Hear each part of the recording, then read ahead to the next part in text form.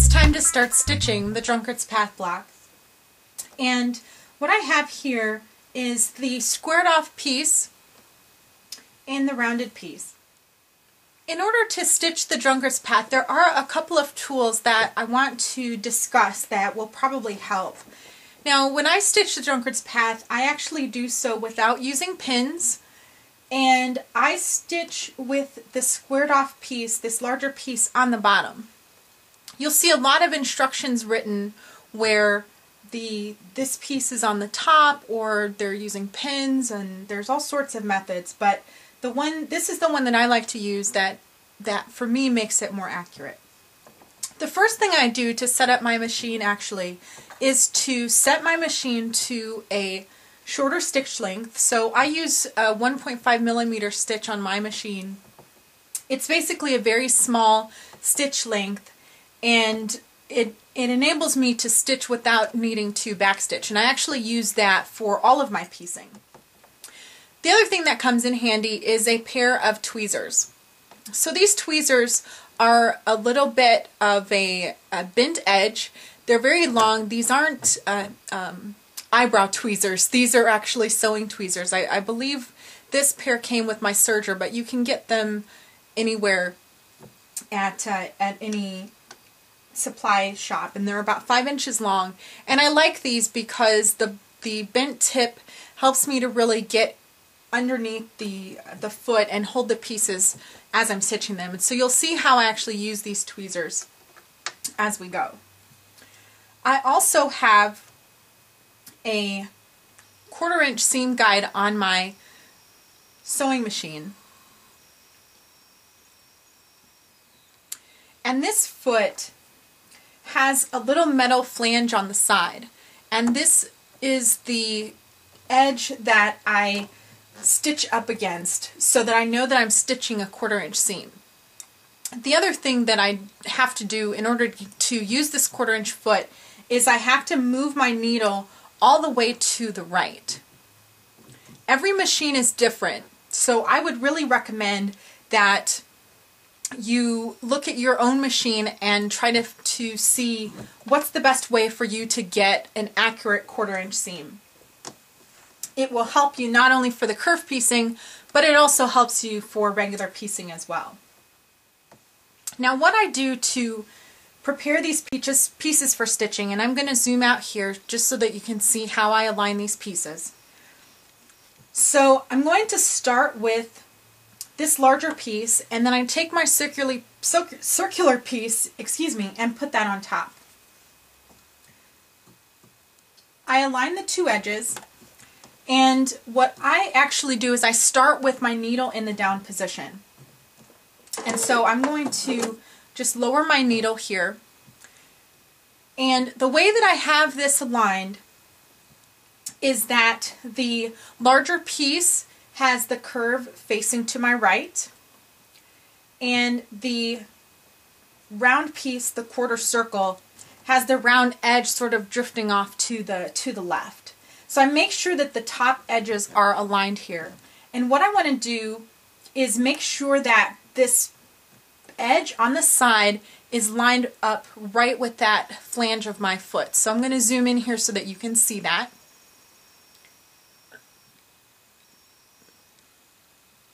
And you can see that these two edges are aligned right up next to the needle and right against my flange. I'm going to take 2 to 3 stitches, and what that does is that secures the pieces underneath the foot. So you can see I'm kind of tugging on this a little bit. So that secures it so that I know that the machine has started stitching and my pieces are secure. And as I stitch this, and I might have to, I'm sorry to keep zooming in and out, but I think it's important for you to kind of see this technique up close. As I'm stitching, what I'm going to do is I want this bottom piece to follow the 1/4 inch. So I'm actually not necessarily paying attention to this top piece very much. What I'm doing is I'm just making sure that this edge is always on the 1/4 inch. So I'm actually going to be rotating this piece around as I stitch. This top piece, I'm going to hold up just a little bit, and I'm just holding it away. And the reason I do that is because I want to see and make sure that I am following the 1/4 inch seam here. And the neat thing about this technique is I'm not going to tug on this very much at all. And I'm just trying to get to the point where these notches, and you don't see the notch yet. Here's the notch there. So when I'm stitching this, I'm going to stitch to the notch. This is not a race, so it's not really critical for you to stitch fast, and you'll actually find that your results are less accurate if you stitch too quickly. So I'm going to start stitching here, and as I said, I'm watching this bottom piece here to make sure that it's the one following the 1/4 inch of my foot. So I'm pulling it around. I'm not really stretching it necessarily, but I am pulling it around so that these pieces match. And I'm just making sure that this falls underneath my foot. And if you can see, these notches are matching up exactly. So I've basically stitched this. So once I see this, you know, you don't want to pull or stretch on it. You want to make sure that those notches meet at the center. And once you get to this point, it does look like it's not going to make it, but just trust me on this one. You will make it to the end. And as I come around and I get closer, when I get to the point where I don't have enough to hang on to in order to make this fit, I let it go with my needle down and I start using the tweezers.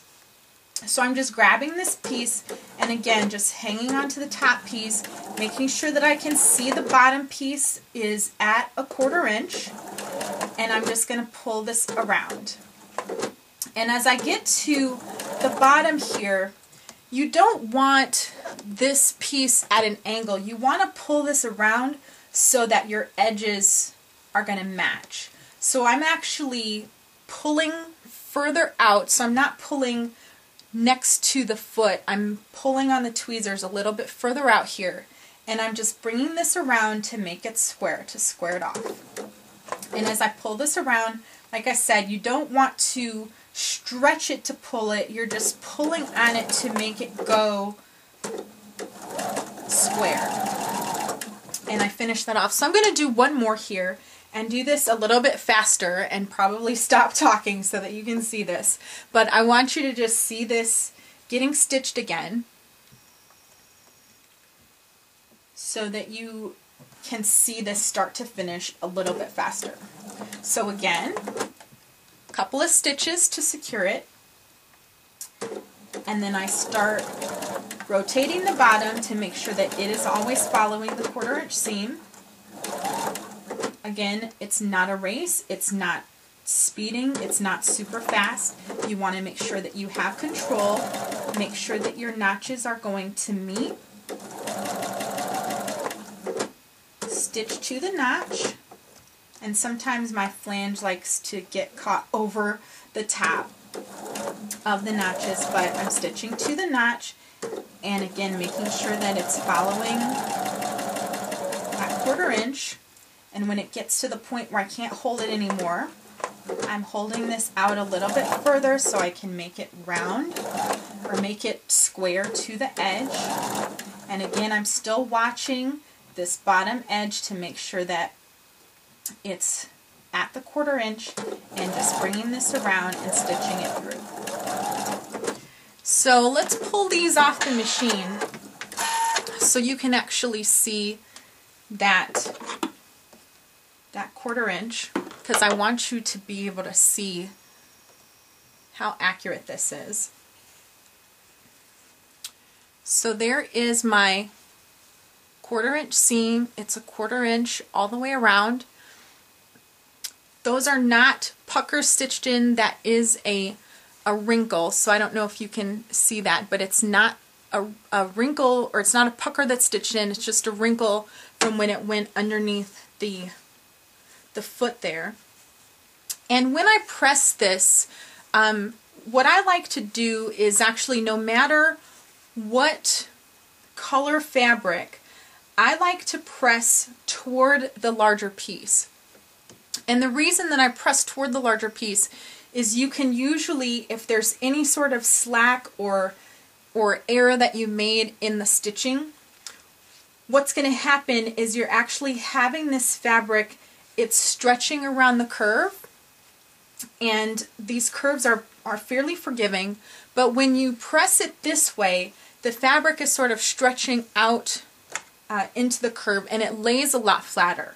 I know that some instructions tell you to press toward the dark, but what I find is that there's usually just too much fabric kind of in there, and it really lays a lot better if you press it toward the larger piece.